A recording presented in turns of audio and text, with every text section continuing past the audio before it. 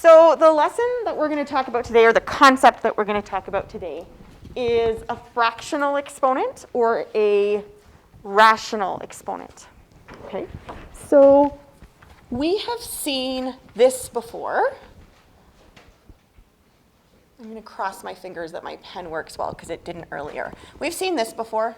Nope, it's really thick. Okay, and we know what to do with that. So if you see 3 squared, you want to know the value of that. How would you get the value? 3 times 3, and that's 9. Okay, so we know how to deal with exponents at this point that are whole numbers. 0, 1, 2, 3, 4, etc. Okay? Our goal for today is to figure out what this means. Or maybe what this means. We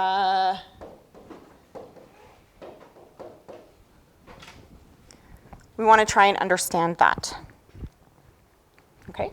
So to start, what I would like you guys to do is to take out a calculator and to evaluate all of the powers in this chart. And by the way, just actually before we do that, I'm going to use the word power a lot today.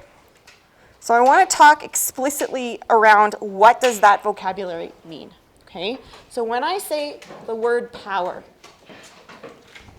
okay, something like this is a power. That entire thing is a power. Power has 2 parts to it. This number, do you know what that's called? Yeah, I heard someone say it, is the base. And then the 2 is the exponent. So a lot of people will call these exponents, but in fact the word for something that looks like this is actually a power. A component rather is one, exponent is one component of a power, but this is not, the entire thing is not called an exponent, it's called a power. Okay? All right, so I would like you guys to evaluate these powers in this chart using a calculator. So 1, and in fact, we often say 1 to the power of 1/2, but the correct vocabulary is 1 raised to the exponent of 1/2. Okay, now, everyone knows what 1 to the power of 1/2 is, so it's okay to use that language, but while we're going through vocabulary, I want you to do all of these, okay? 16 to the 1/2, 25 to the 1/2. And using your calculator, on your calculator, if you have a graphing calculator and even some scientific calculators, the button looks like that for your exponent button. On some of the scientific ones, it might look like that or like this, y to the x. Okay, so I'm going to pull out the graphing calculator. And when you are entering the exponent, and the exponent is a rational number, it's a fraction, you should do that in a bracket because particularly a lot of the scientific calculators don't perform order of operations. Okay, so you need to say that we're raising that entire thing to 1/2. So I'm doing like 1 to the exponent in brackets, 1 divided by 2 equals. Okay, so that one's 1. Yes? Is there a difference between doing it 1 divided by 2 or using the fraction? No, there's no difference. A fraction essentially is division. Yeah, yes? So the fraction is division. So if you see 1/2, it's 1 divided by 2. So you can use the division button. Okay? Now, if it's 1/2, what is 1/2 as a decimal? 1/2 as a decimal, yeah. 0.5, yeah. So you could also write, like the next one would be 4 to the 1/2. You could write 4 to the exponent 0.5. That's fine too. It's the same answer. Okay, that one happens to be 2. Now, in the chart on the right, the exponents are all 1/3. What's 1/3 as a decimal? Yes, 0.333 repeating. In that scenario, do not enter it as a decimal, because if you enter a repeated decimal, or a rational number that is a repeated decimal into your calculator, you can't write all the digits. And so at some point you're going to be rounding, and then it's not exact. So it's important when you have a non-terminating decimal that you write that in as a fraction, or leave your final answer as a fraction. For something that terminates, it doesn't matter. Okay, so if you do 8, like one of them is, I think, 27 to the 1/3, right? Put that in as 1 divided by 3. Okay, so I want you guys to take some time to just fill all of these in.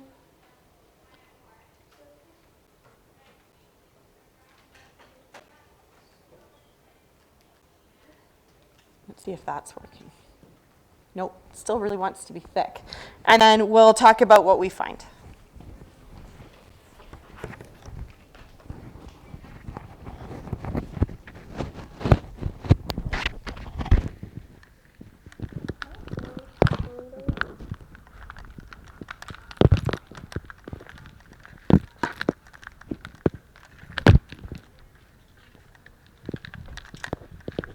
The phone calculators tend to be very bad for this type of thing.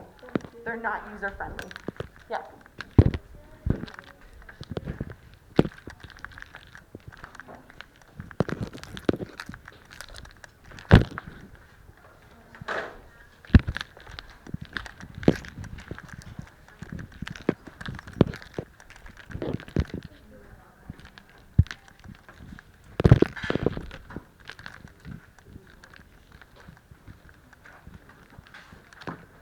So they're right here.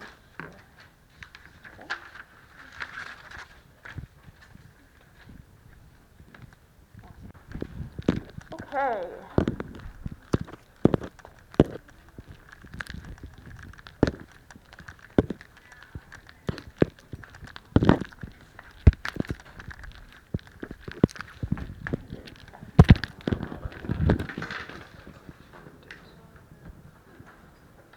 Okay.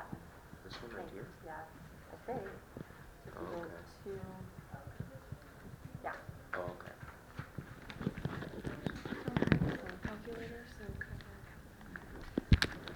Okay.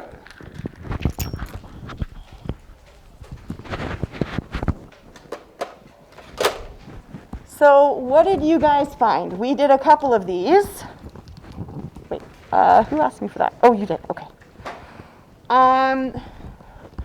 This one was 1. This one we did was 2.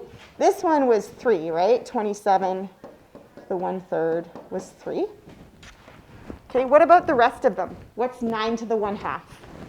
3. 16 to the 1/2? 4 and 5. And these ones? 1, 2, 3, 4, 5. Okay. Now, if I have, let's say, the number 4, and I want to end up with the number 2, or the number 9, and I want to end up with 3, and the number 16, I want to end up with 4, etc. What's another thing that I could do to these values to get the ones on the right? Yeah? Square them? Almost, but we're going in this direction. Square root them. Yeah, what about here? Cube root. Yeah, so this is the same as the square root of 1, the square root of 4, the square root of 9, square root of 16, square root of 25. And this is the same as the cube root of 1, cube root of 8, cube root of 27, cube root of 64, and the cube root of 125. So it would seem that when you take a base and you raise it to the power of 1/2, it's the same as taking the square root of that value. And similarly, if you take a base, raise it to the power of 1/3, it's the same as taking the cube root. Okay? And in fact, rational exponents or fractional exponents can always be written as a radical. Okay? Now, why is that the case?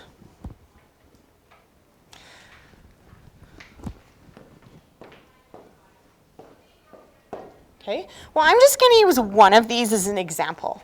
Okay, let's say we look at the one with the 125 and the 5. And it actually comes back to our exponent laws. So if I take the cube root of 125, what's the value? 5, right? Okay, on the other hand, if I take 125, whoops, let me erase that, and raise it to the power of 1/3, okay, well, how could I write the base 125 as a power? Power, remember, has a base and an exponent. What would be a way that I could write 125 as a power? Yep. Yeah. 25 to the power of 5? Not quite. It's 25 times 5. Oh, right. Yeah, almost. Yep. Well, wouldn't it be 5 power 3? Yeah, it's 5 cubed, right? So I can replace the 125 with 5 cubed and raise that to the power of 1/3. Okay. Now, if you remember your exponent laws from grade 9, when you take a power and you raise it to another exponent, you need to actually multiply these together. Okay, so it's 3 times 1/3. If you don't remember that, that's okay. We're going to talk more about that on Wednesday.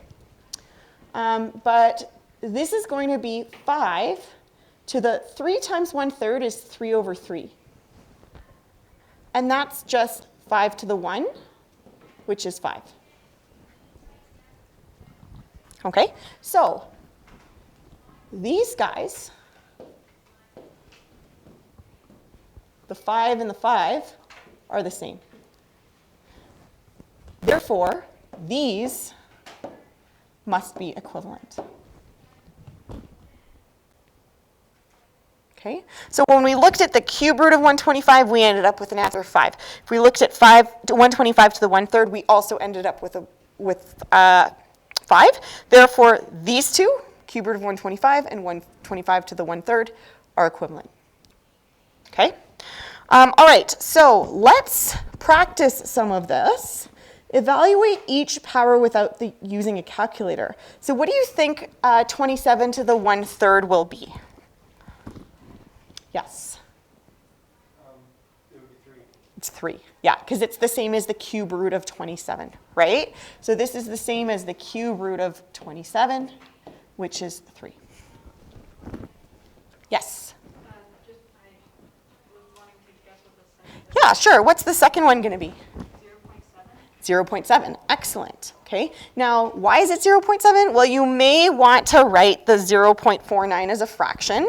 If you take, that would be 49 over 100 to the 1/2. That is going to be the same as the square root of 49 over 100.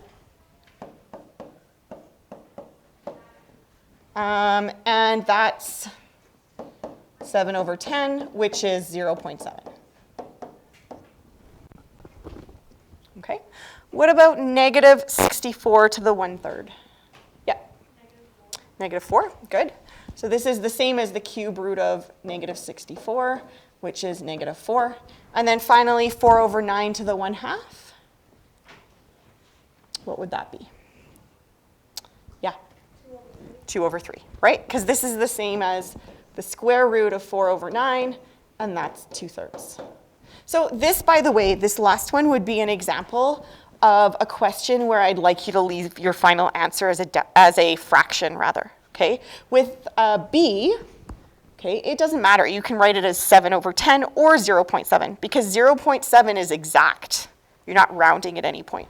If you write this as a decimal, at some point you'd have to round.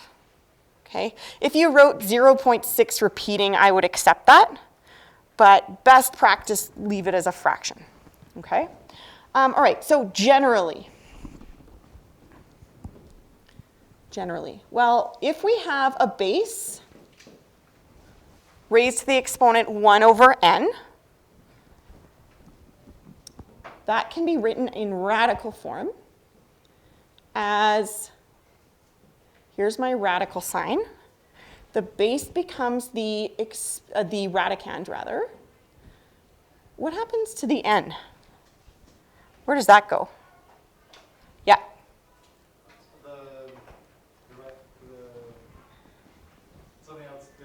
This guy, yeah, so that's called the index. Okay? Now, more generally, because we'll often see most rational numbers do not have a numerator of 1, right? Most of them have other numerators. So if you have something like this,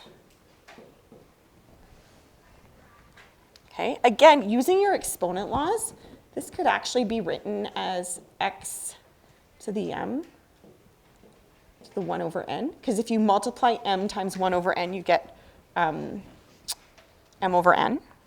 Okay, and then if we apply the same rule that we did above, okay, I'm going to put my radical sign down.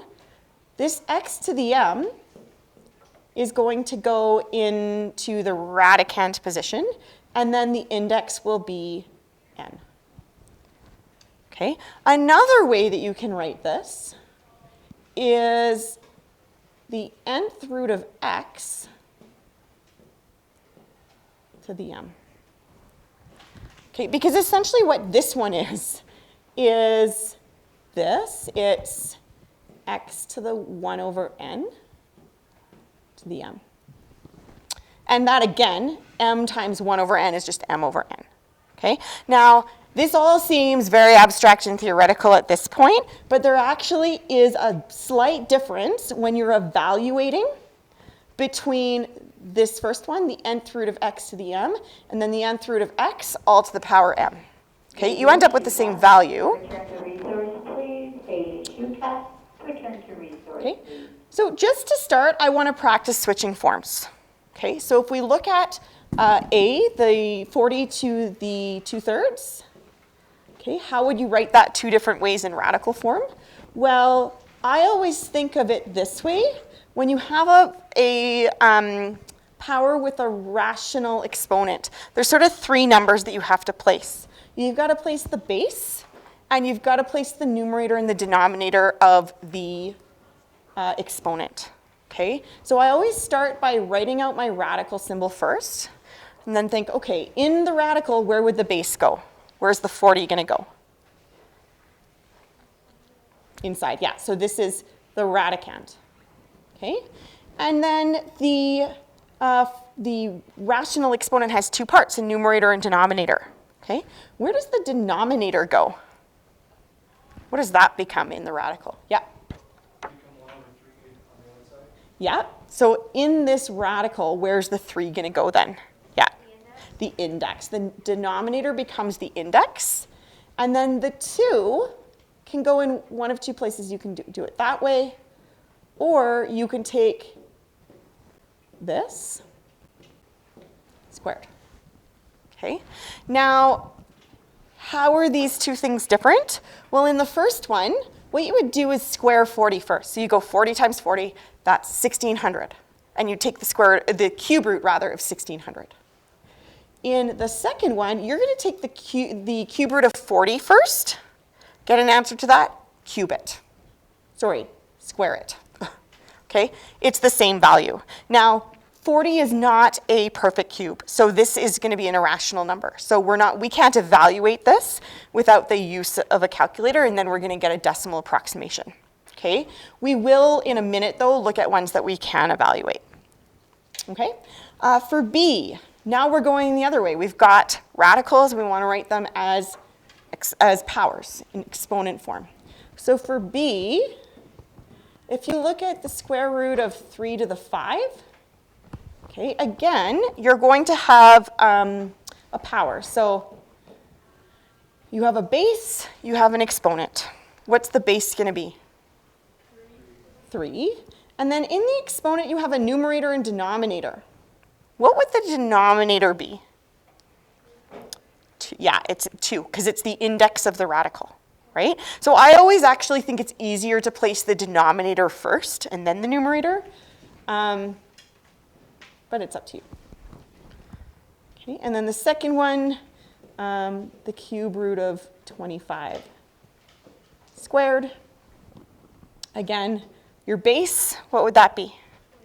25. And what's your numerator going to be? What's your denominator going to be? 2/3, right? Because the 3 is the index. That has to go in the denominator. Okay? All right, so on the next page, I want you guys to try these two, and then we'll talk more about how do we evaluate these things.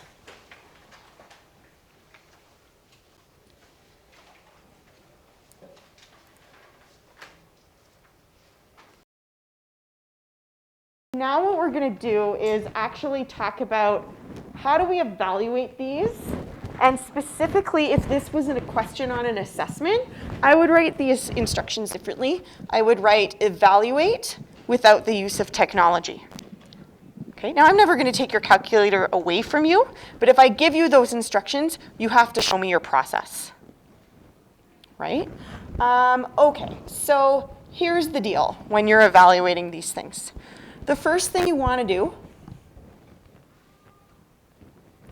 is, for the most part, convert decimals rather into fractions, particularly decimals in the exponent position. Okay, so something like the 0.4 over here, you want to convert that into a fraction. The 0.04, it's less important, but it still may be helpful for you. Okay, so convert all decimals to fractions. Okay, so if we're looking at the first one, 0.04 to the 3 over 2, I'm actually going to do this down here because this pen is writing really thick, and I know I'm going to run out of space. Okay, so 0.04, is it 3 over 2? 3 over 2, I think. Okay, what would 0.04 be as a fraction?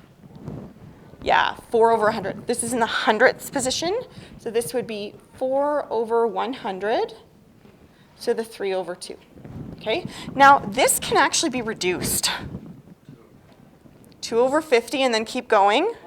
1 over 25, yeah. So you can do that now or you can do that at the end. It's up to you. I'm going to do it now though. So this is 1 over 25 to the 3 over 2. Okay, so that's our first step. The second thing you want to do is switch forms. Okay, so this is an exponential form, switch to radical form. At least at the beginning. If you practice this a lot, you may not need to switch forms. You may be able to do it in your head. But initially, when you're getting used to this, switch forms. Okay, so as a radical, what would this look like?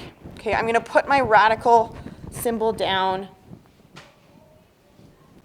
Okay, what's the radicand going to be?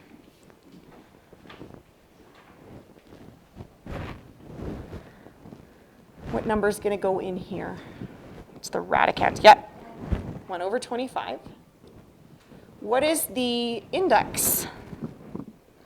2. So you don't have to write that in, but I just like to place everything because then I get in the habit.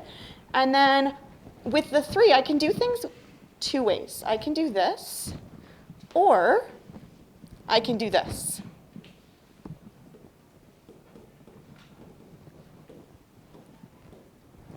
Okay, now we're going to get the same value for both of these, but the sort of mechanics, the road that we take to get each answer is slightly different.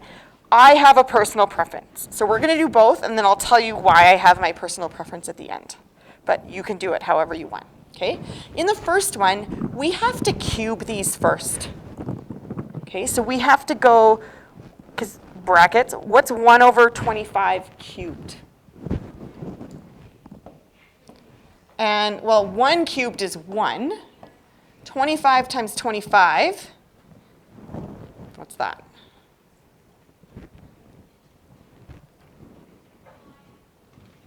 $25 times 25?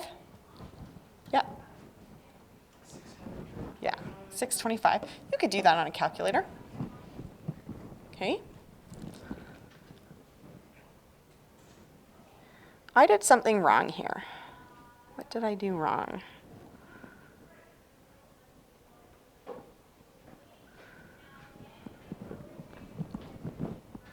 Hold on.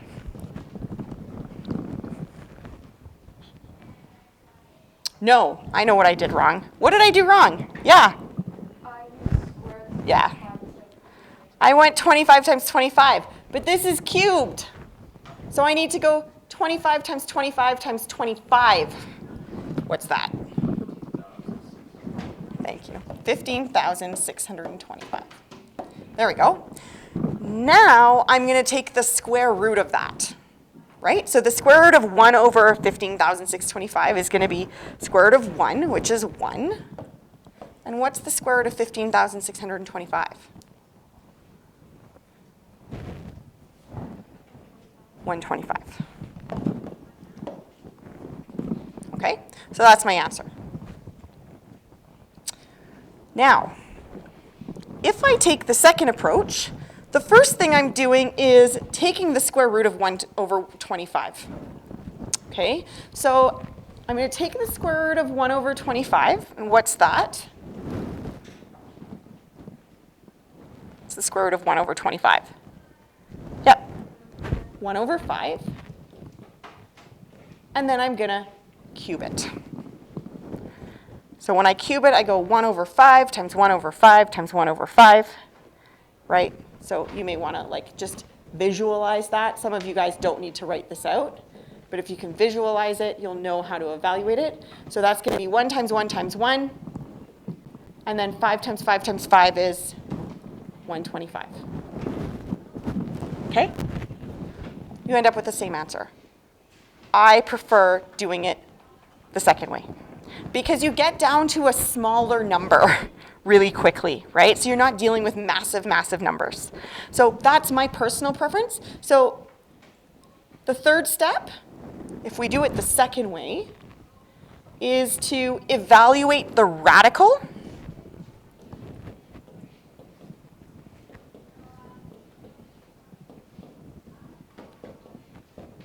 Okay, and then the fourth step is to apply the exponent.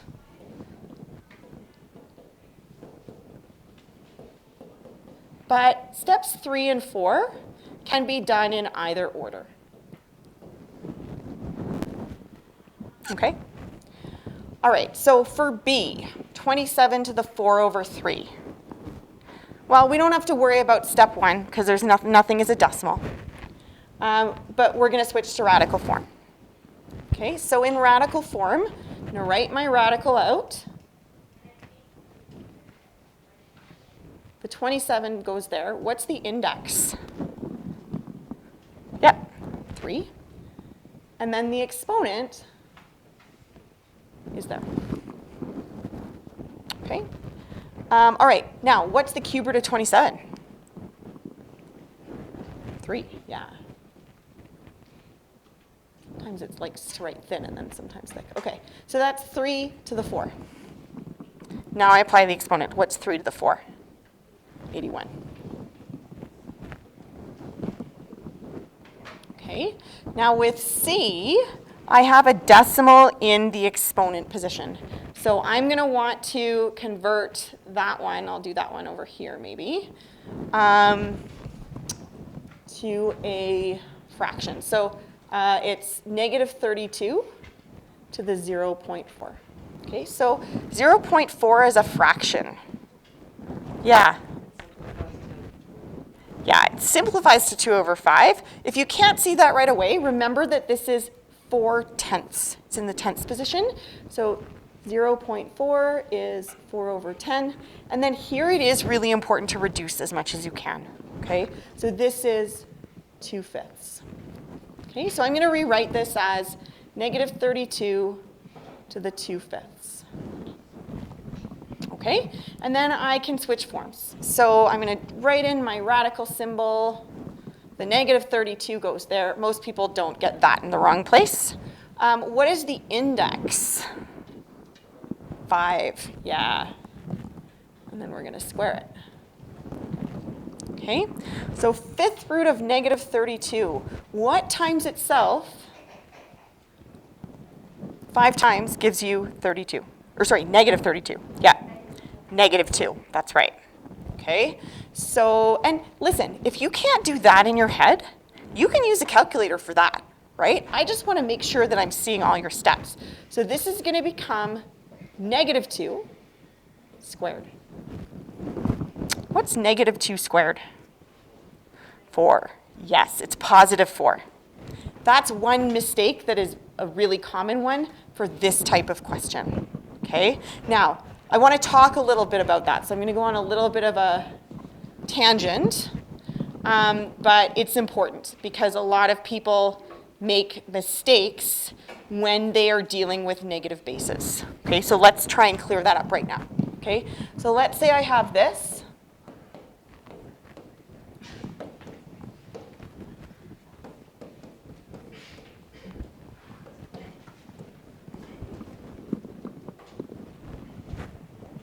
Okay, now here's the deal.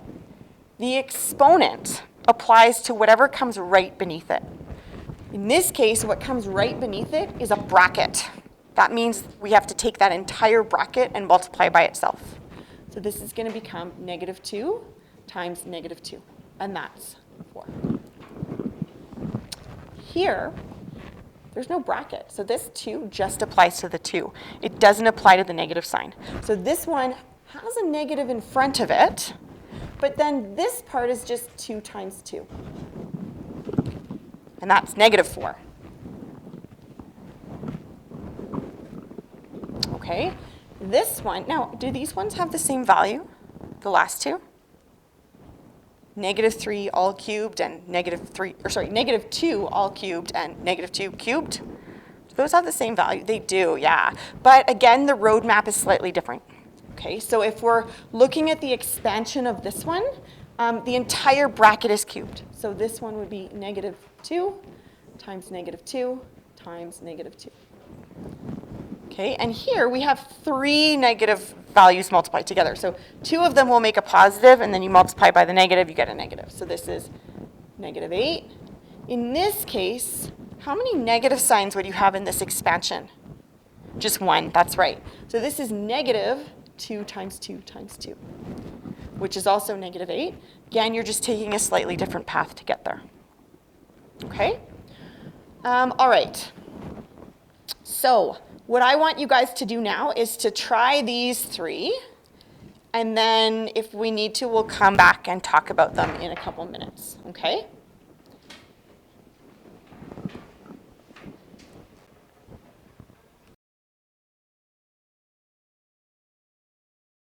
How these fractional exponents or rational exponents may be used in an application. Okay, so biologists use the formula B equals 0.01 times n to the 2/3 to estimate the brain mass B kilograms of a mammal with body mass M kilograms. So you're looking at what does your brain weigh in comparison to you for mammals. Okay, that's how this, that's the 2 variables that are related by this formula. Okay, estimate the brain mass of each mammal. Okay, so a husky with a body mass of 27 kilograms, that's like a dog, type of dog.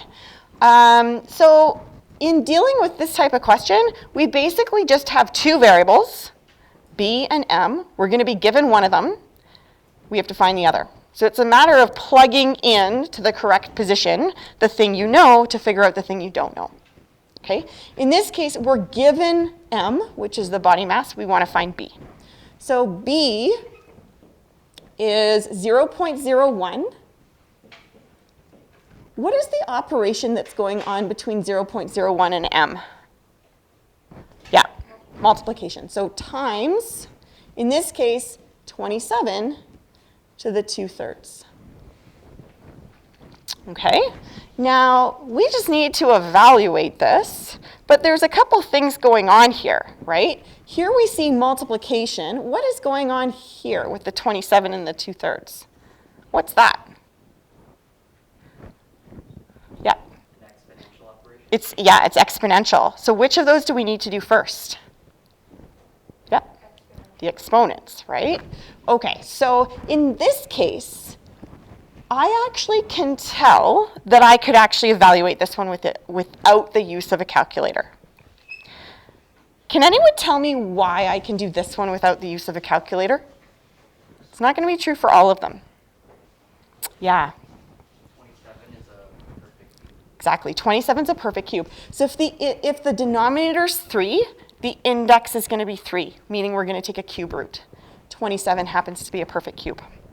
Okay, so this one we can actually do without the use of a calculator, right? So I'm going to convert this into a radical, so it's going to be the cube root of 27 squared. Right? And the cube root of 20.01 times 3 squared, which is 0.01 times 9, which is 0.09 kilograms. Okay, so that's about the mass of a husky, the brain of a husky. Now, just to put that into context, does anyone know how many grams are in a kilogram? 1,000, yeah. So if I multiply that by 1,000, I'm going to get 90. So 90 grams is about 3 ounces. So if any of you guys eat steak, you go to a restaurant, you get an 8-ounce steak, right? If you have 3 ounces, that's what this brain weighs. It's a little smaller than a deck of cards. Okay? All right, what about a polar bear with a mass of 200 kilograms? So if I do the same thing for B, this should say C actually. Okay, a polar bear with a mass of 200 kilograms. So I'm going to do the same thing. But this time, the M value will be 200. Okay. Can I evaluate this without the use of a calculator? No, why not? 200 is not a perfect cube. Yeah. Okay. So in this case, we need to use a calculator to approximate that mass. So I'll pull that up, and I'm going to enter in. I'm not going to bother switching forms because I'm using my calculator anyway, right? So 0.01 times 200 to the exponent 2/3. And I get 0.342, let's say, kilograms. Okay, so that's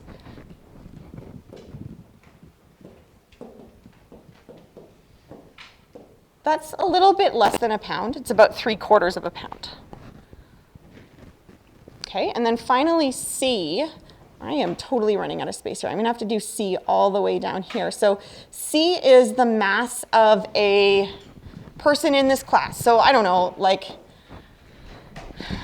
60 kilograms, 65 kilograms, 70 kilograms, maybe less, somewhere in there, okay? But everyone's answer is going to be different. Let's use 65. So B is 0.01 times 65 to the 2/3. Okay, and if this was 64, 64 is a perfect cube, so I could do it without a calculator, but I chose a non-perfect cube. So again, I'm going to do this with a calculator, 0.01 times 65 to the exponent 2/3.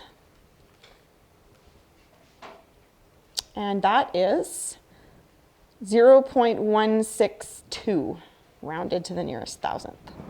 Okay, so that's 162 grams. Whoops. Okay, now that's probably an underestimation. And the reason for that, this is actually kind of interesting, is that this formula gives you an approximate value. But humans actually have the largest brain mass to mass ratio of any mammal.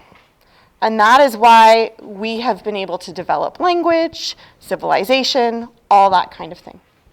We are actually smarter than all the other mammals. Okay? Now, another thing that's interesting is that humans are actually born the most prematurely out of any mammal as well. So if you've ever witnessed like a puppy or a farm animal being born, as soon as they're born, they're able to walk, they can eat independently, they can do all of these things for themselves. And humans have to be born early because our brains are so large that if we were born more developed, we wouldn't be able to fit through the pelvis. So that's kind of interesting. So this is an approximation, but given this formula, it's probably on the low end. Our brains are probably heavier than that. Okay. All right, so I'm going to stop there for today. Your homework is just on the right over there, and it's also posted on D2L.